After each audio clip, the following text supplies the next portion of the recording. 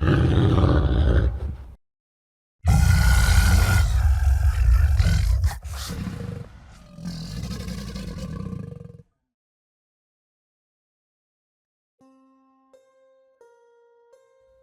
Disinterment of Venus by Clark Ashton Smith. Narrated by Matthew Schmitz.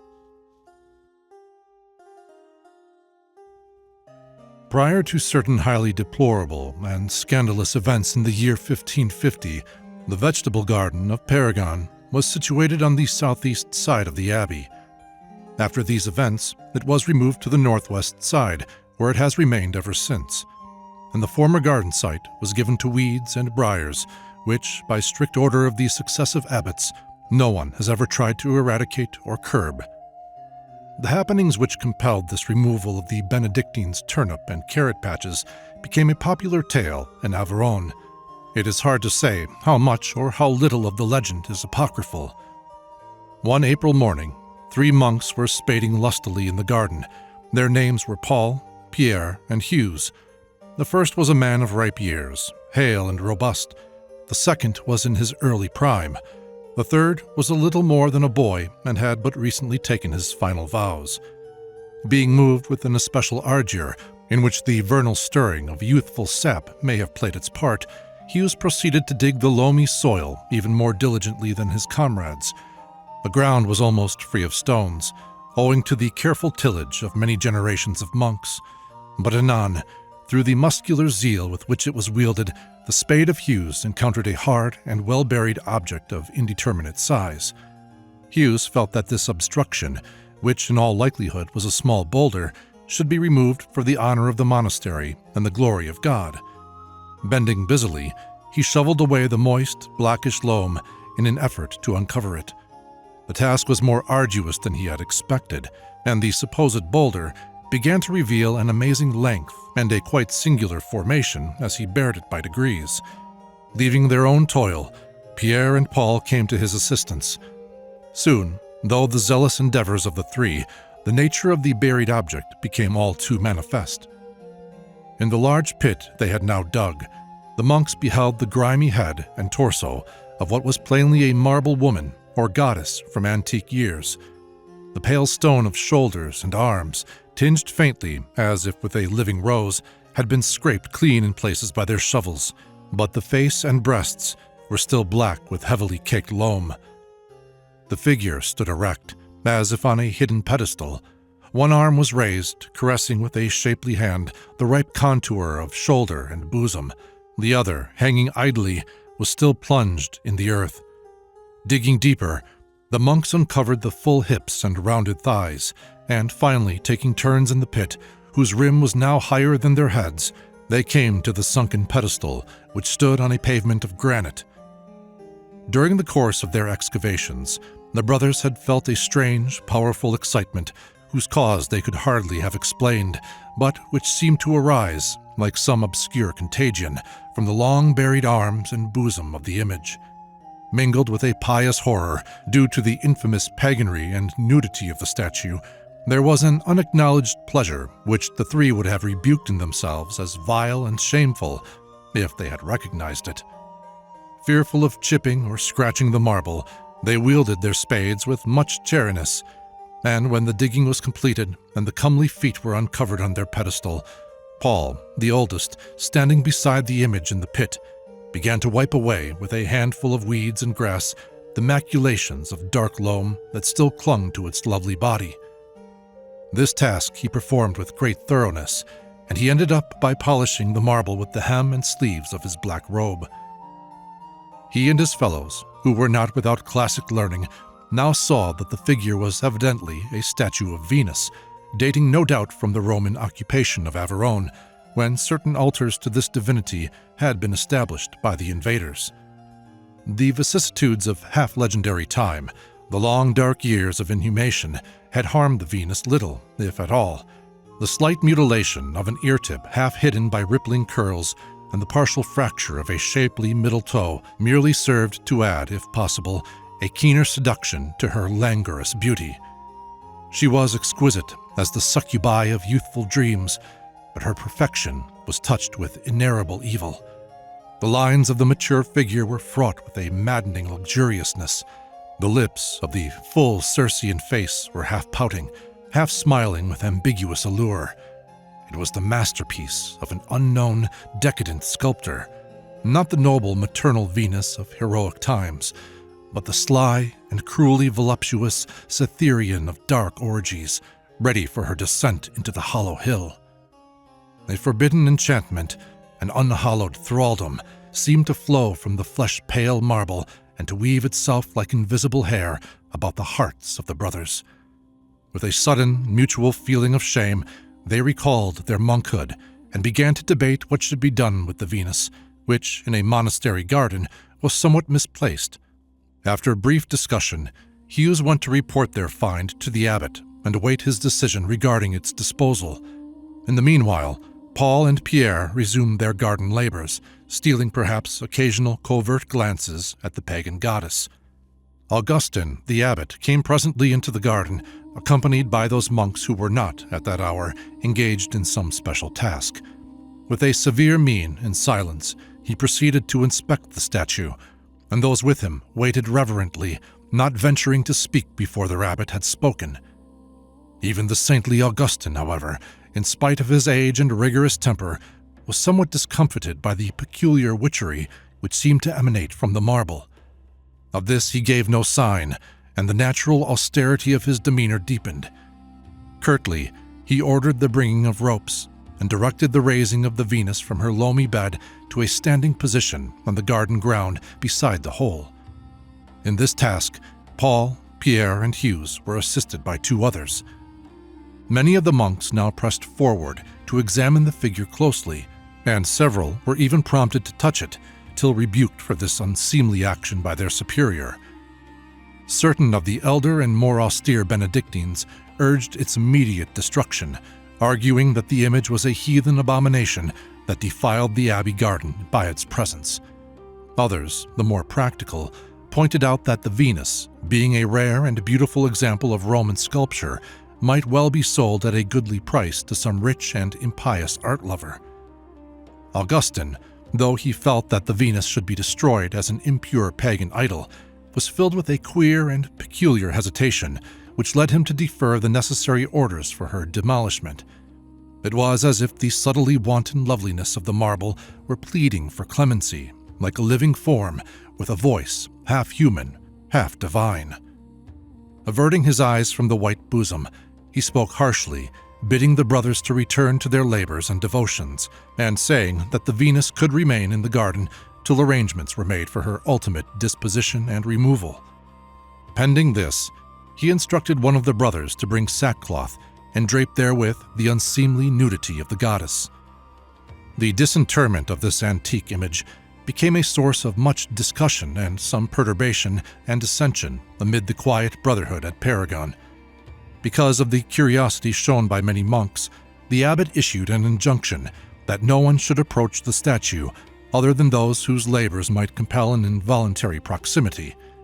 He himself, at that time, was criticized by some of the deans for his laxness in not destroying the Venus immediately. During the few years that remained to him, he was to regret bitterly the remissness he had shown in this matter.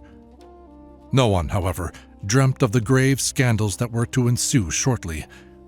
But on the day following the discovery of the statue, it became manifest that some evil and disturbing influence was abroad. Heretofore, breaches of discipline had been rare among the brothers, and cardinal offenses were quite unknown.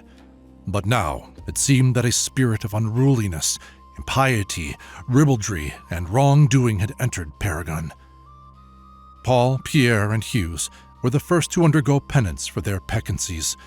A shocked dean had overheard them discussing with impure levity certain matters that were more suitable for the conversation of worldly gallants than of monks.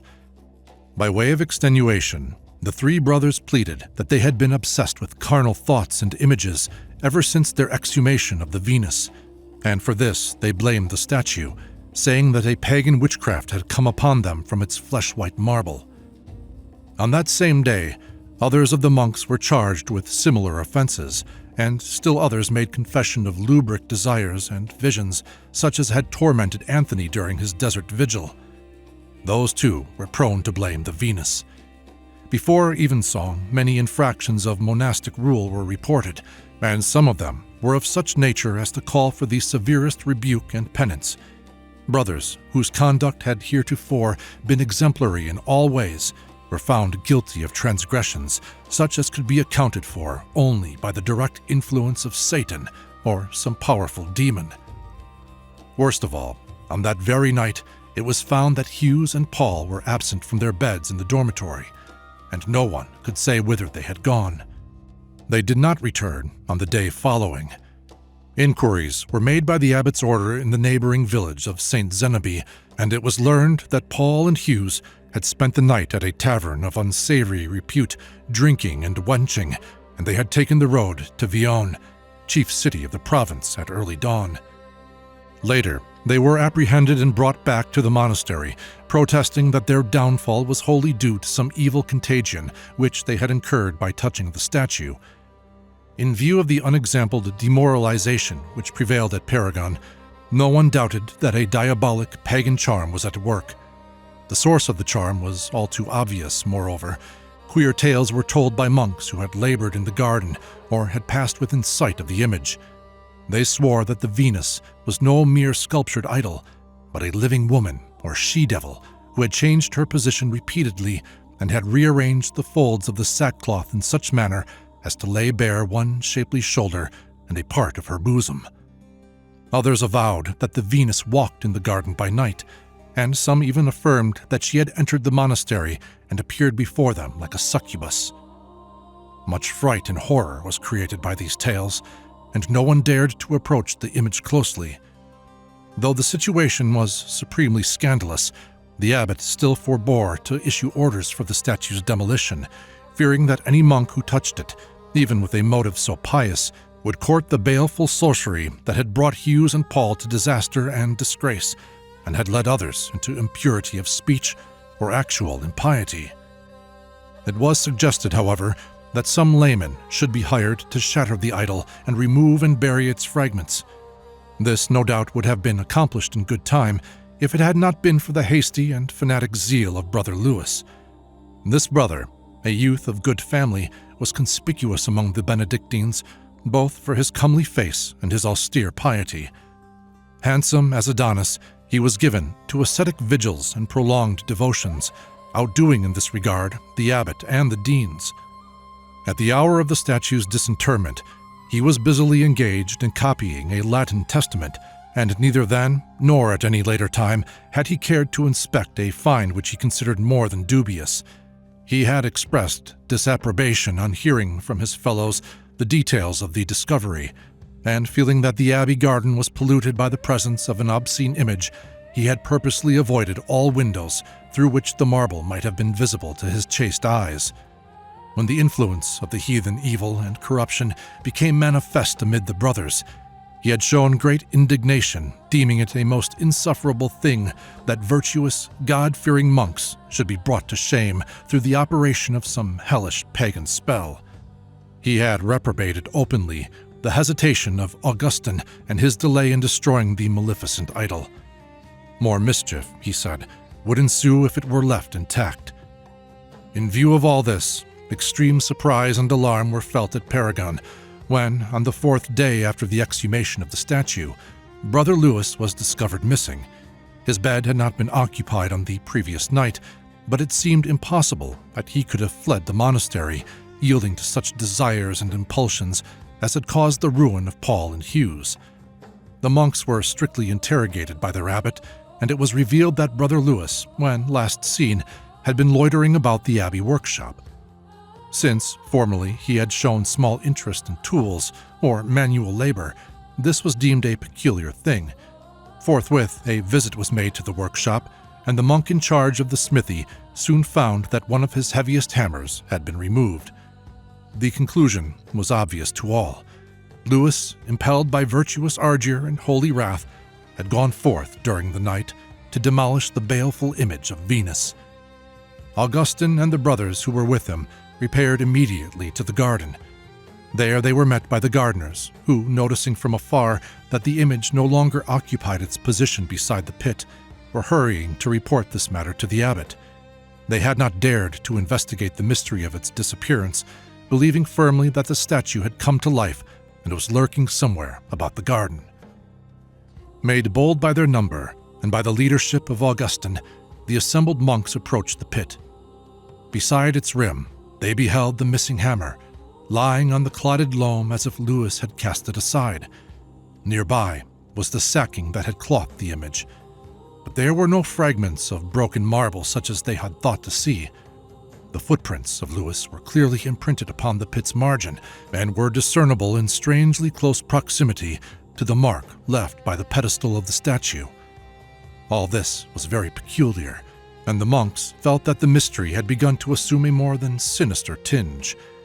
Then, peering into the hole itself, they beheld a thing that was explicable only through the machinations of Satan, or one of Satan's most pernicious and seductive she-demons.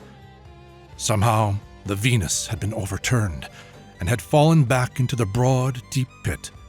The body of Brother Lewis, with a shattered skull and lips bruised to a sanguine pulp, was lying crushed beneath her marble breasts. His arms were clasped about her in a desperate, lover-like embrace, to which death had now added its own rigidity. Even more horrible and inexplicable, however, was the fact that the stone arms of the Venus had changed their posture and were now folded closely about the dead monk as if she had been sculptured in the attitude of an amorous enlacement. The horror and consternation felt by the Benedictines were inexpressible. Some would have fled from the spot in panic after viewing this frightful and most abominable prodigy, but Augustine restrained them, his features stern with the religious ire of one who beholds the fresh handiwork of the adversary. He commanded the bringing of a cross, an aspergillus, and holy water, together with a ladder for use in descending into the pit, saying that the body of Lewis must be redeemed from the baleful and dolorous plight into which it had fallen. The iron hammer, lying beside the hole, was proof of the righteous intention with which Lewis had gone forth, but it was all too plain that he had succumbed to the hellish charms of the statue. Nevertheless, the church could not abandon its erring servant to the powers of evil. When the ladder was brought, Augustine himself led the descent, followed by 3 of the stoutest and most courageous brothers, who were willing to risk their own spiritual safety for the redemption of Lewis. Regarding that which ensued, the legends vary slightly. Some say that the aspersions of holy water, made by Augustine on the statue and its victim, were without palpable effect, while others relate that the drops turned into infernal steam when they struck the recumbent Venus and blackened the flesh of Lewis like that of a month-old cadaver, thus proving him wholly claimed by perdition. But the tales agree in this, that the strength of the 3 stout brothers, laboring in unison at their abbot's direction, was impotent to loosen the marble clasp of the goddess from about her prey. So, by the order of Augustine, the pit was filled hastily to its rim with earth and stones, and the very spot where it had been, being left without mound or other mark, was quickly overgrown by grass and weeds, along with the rest of the abandoned garden.